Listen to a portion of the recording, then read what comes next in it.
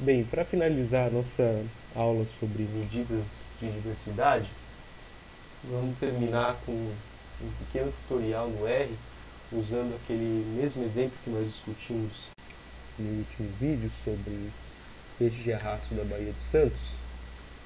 Bem, então lembrando, nossa matriz continha 10 espécies, amostradas em 12 arrastos diferentes, sendo que 6 desses arrastos foram coletados no período de verão e outros 6 no período de inverno.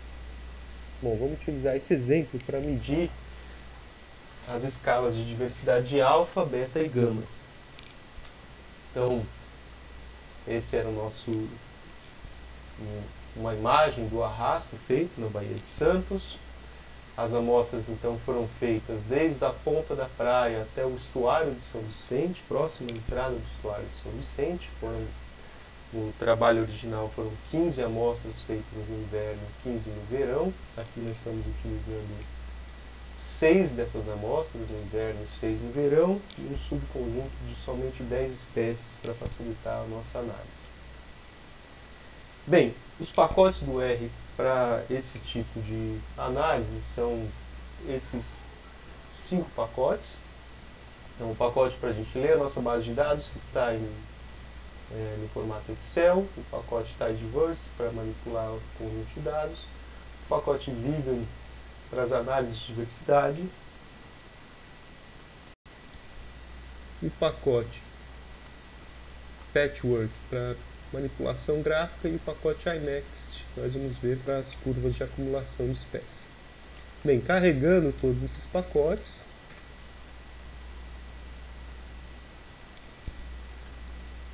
feito o carregamento, vamos baixar a nossa base de dados que está nesse diretório, vocês têm acesso a essa base de dados. Bom, baixando a base de dados, nós podemos ver essa base de dados, então rodando essa linha, eu chamei a base de dados de PE. Então, essa nossa base de dados contém 10 espécies, as nossas 10 espécies, nas 6 amostras de inverno e 6 amostras de verão, sendo cada célula contém o número de indivíduos de cada espécie em cada uma das amostras. É interessante, antes de começar a análise, que a gente verifique a estrutura dessa tabela e verifique se de fato a coluna época, nesse nosso exemplo, é um caractere, e se as demais colunas, elas são colunas numéricas indicadas por esse símbolo aqui. Se eventualmente você encontrar um símbolo como caractere, é sinal que existe algum caractere alfanumérico e a gente precisa verificar isso na base de dados, ou as nossas análises lá para frente provavelmente não irão funcionar. Então esse símbolo é possível, é um símbolo que identifica um valor numérico, mas é possível também que a sua base de dados eventualmente identifique os valores numéricos por este símbolo aqui, o que também está de acordo, ele significa um número inteiro.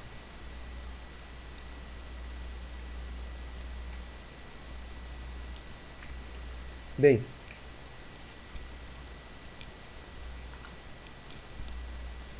o primeiro passo é caracterizar a diversidade alfa. E nós já discutimos que nós podemos caracterizar isso pela riqueza de espécies, ecoabilidade ou por um índice de diversidade.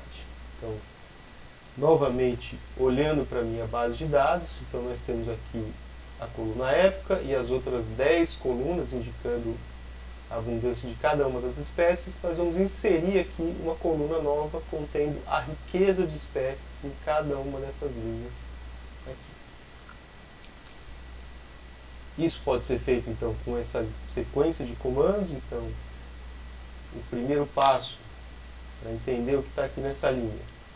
Então, o primeiro passo é olhar para a minha matriz, dizer que eu quero aplicar uma função a cada uma das linhas e criar uma coluna nova com a função mutate. Essa coluna nova eu vou denominar de S maiúsculo, e a função que calcula o número de espécies é essa função specNumber do pacote Vegan, e eu vou fazer isso entre as minhas espécies 1 e 10.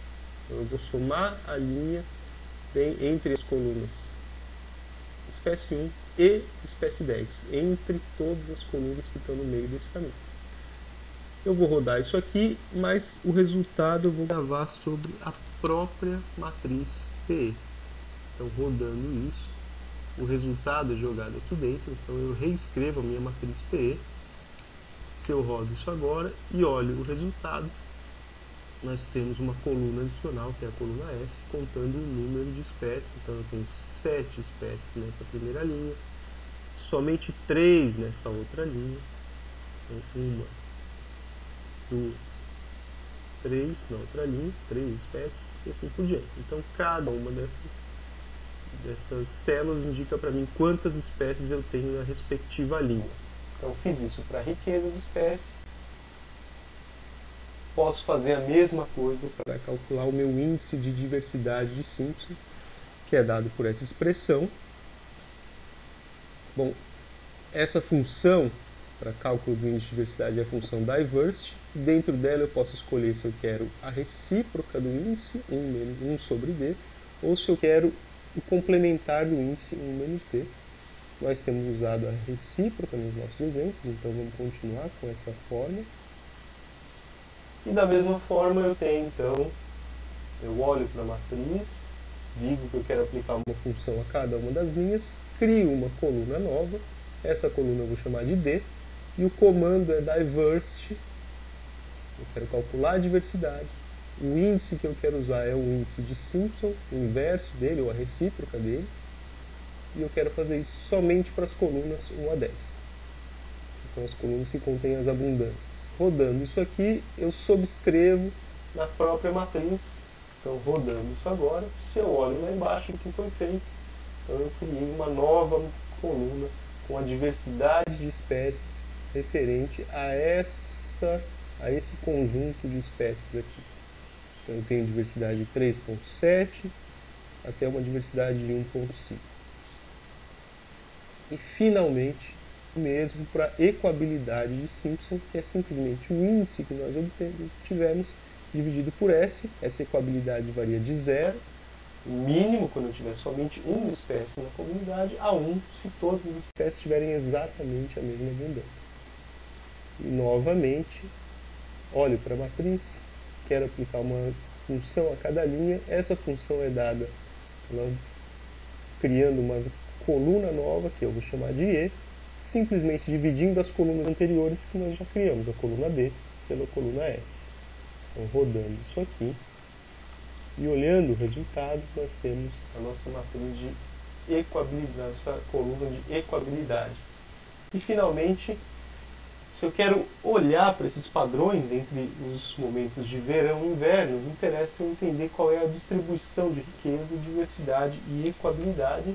Posso fazer isso por meio de um boxplot. Então, o boxplot é feito pelo comando ggplot.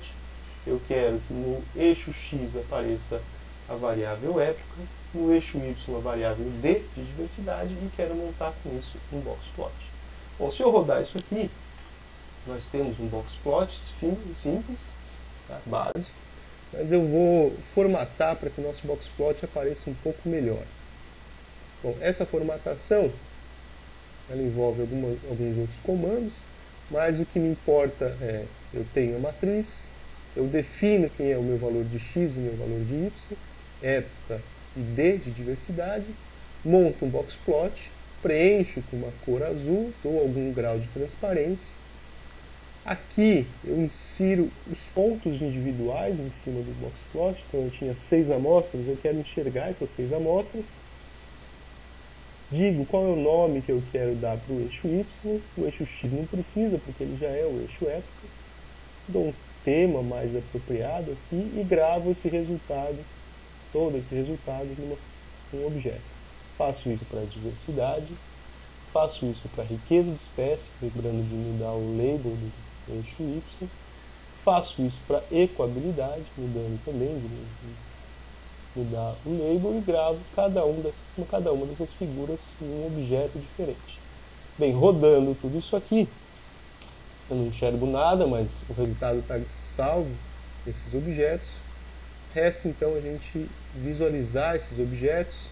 Para isso eu vou só reformatar o tamanho da minha figura. Vocês não precisam fazer isso, mas eu vou fazer isso para que a gente enxergue a figura em um tamanho razoável aqui na tela. E uso esse formato para colocar cada uma das figuras uma ao lado da outra, por esse símbolo. E isso aqui sai daquele pacote Patchwork, por isso eu preciso carregar aquele pacote no início do nosso trabalho. Feito isso, então, nós temos as três figuras: diversidade no inverno e verão, riqueza de espécies no inverno e verão, e ecoabilidade no inverno e verão. E a interpretação é a mesma que a gente já fez em algum vídeo, no vídeo anterior. Bem, calculada a minha diversidade alfa, resta eu olhar para a minha diversidade gama.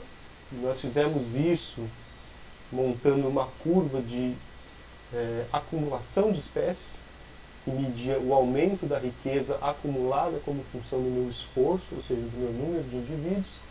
E para isso nós vamos usar um pacote denominado iNext. O comando para essa curva envolve alguns passos intermediários. Então, aquela minha matriz eu preciso transformar em uma lista, e essa lista precisa ter as espécies capturadas no verão e as espécies capturadas no inverno. Então, aqui eu olho para a coluna, pego somente as espécies de verão, seleciono somente as minhas espécies 1 a 10 e obtenho o somatório total, ou seja, quantos indivíduos da espécie 1, da espécie 2, 3, 4, 5, assim por diante eu tinha somente no verão, e gravo isso nesse objeto. Faço a mesma coisa para o inverno. Então, olho somente para o inverno, seleciono as minhas espécies todas e somo cada uma das colunas, obtendo o total de indivíduos capturados em cada uma das espécies nesse período, e gravo o resultado aqui dentro. Bom, rodando isso aqui e olhando para o resultado desse objeto, então nós temos aqui primeira lista com o número de indivíduos da espécie 1 no verão, número de indivíduos da espécie 2, nenhum, número de indivíduos da espécie 3, nenhum, e assim por diante. Isso saiu simplesmente do somatório da minha matriz original. Então, um exemplo fácil é que a espécie 10 no inverno não tinha nenhum indivíduo, enquanto no verão ela era composta por somente um indivíduo, que é o somatório dessas colunas aqui, dessas linhas, de cada uma das colunas para a espécie 10. E o mesmo para cada uma dessas espécies. Então o que eu tenho aqui é o total de indivíduos da espécie 3 amostrado no inverno, ou seja, é o somatório dessas linhas para o período de inverno e respectivamente para o de verão. Então esse é o objeto que o pacote iNext precisa para funcionar. Feito isso, então basta eu calcular a minha curva de acumulação de espécies, que eu faço com uma função desse pacote, usando como argumento aquela lista, dizendo que os dados daquela lista são dados de abundância, e aí eu preciso estabelecer um parâmetro Q, e esse parâmetro Q, quando igual a zero, ele retorna a riqueza de espécies. Bom, rodando isso, o resultado vai ficar gravado dentro desse objeto.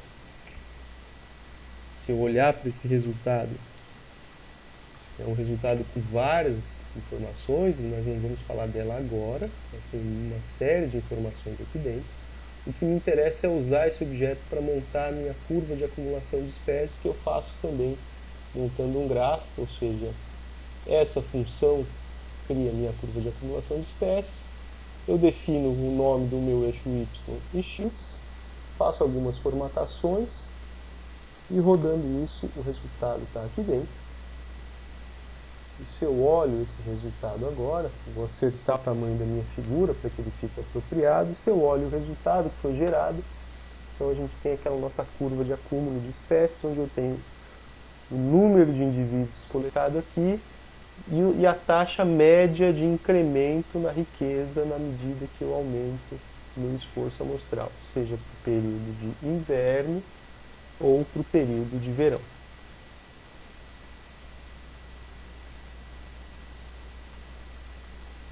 E por fim, vamos olhar para a diversidade beta, que nós definimos como um índice que mede a diferenciação entre cada par de amostras. Então nós fizemos isso usando o índice de Jacquard, que mostrava então o grau de diferenciação entre cada par de amostras.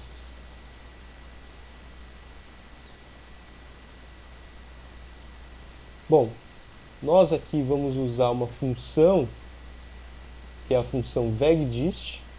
Essa função não mede a similaridade, mas ela mede a dissimilaridade ou a distância de Jacquard, que é simplesmente 1 menos J.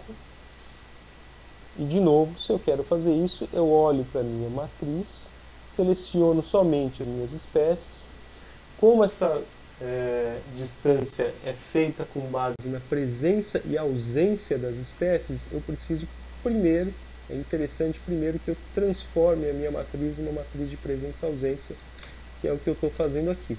Então, se nós olharmos o que foi feito quando eu rodo essa linha,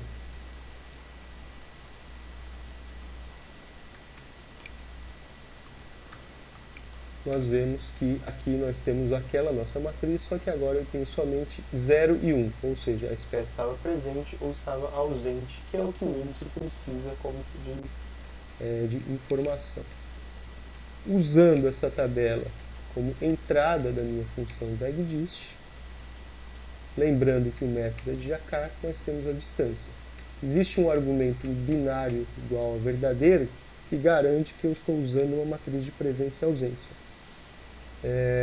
De certa forma, uma vez que eu uso esse argumento, eu não precisaria fazer essa transformação, porque essa transformação é feita dentro da própria função. Mas se eu quiser colocar isso aqui, eu garanto que de fato eu estou usando somente uma matriz de presença e ausência para calcular as minhas diversidades, ou seja, as minhas distâncias. Feito isso, eu vou ter uma matriz de dissimilaridade usando o índice de Jacquard. Rodando isso aqui e olhando para o resultado dessa matriz, então essa é uma matriz que compara cada par de amostra, então a amostra 1 com a 2, a 1 com a 3, a 1 com a 4 e assim por diante. Eu não consigo ver toda ela no mesmo espaço, mas essa é a matriz de dissimilaridade entre cada uma das 12 amostras. Bom, nós dissemos que para representar essa matriz nós utilizaríamos uma análise de coordenadas principais, simplesmente mapeia as minhas espécies e as minhas amostras em um gráfico com eixo x e y. O R, esse comando é feito, ou essa análise é feita com um comando simples, esse comando cmd_scale, usando a minha matriz de Jacquard. Feito isso, eu rodo a minha análise, e depois basta com que eu mapeie os pontos, criando um mapa das minhas amostras, e depois mapeie as espécies, criando um mapa das minhas espécies. Rodando tudo isso aqui, nós temos, só para que a gente possa entender, o resultado desse objeto tem uma matriz com 2 colunas e várias outras informações. O resultado deste objeto é simplesmente uma matriz com 3 colunas, eixo X, eixo Y, e indicando se a amostra é de inverno e verão. E o resultado disso aqui é também uma matriz com 3 colunas, porém indicando agora quem eram as espécies e onde elas estão posicionadas em X e em Y. Então, cada uma das espécies e qual a posição da espécie nesse mapa. Bom, tendo esses dois mapas, o mapa da espécie e o mapa das amostras, basta eu colocar isso numa figura. Novamente vou acertar aqui o tamanho da minha figura. E essa figura nada mais é que uma figura de pontos, é um gráfico de dispersão, onde eu coloco o mapa das minhas amostras. No eixo X eu coloco a coluna 1, V1, no eixo Y a coluna V2, e a cor desses pontos é função da coluna época. Depois coloco um texto, onde eu informo o mapa das minhas espécies, sendo que no eixo X eu tenho a coluna DIN1, no eixo Y DIN2, e o nome desse texto é o nome das colunas da minha espécie.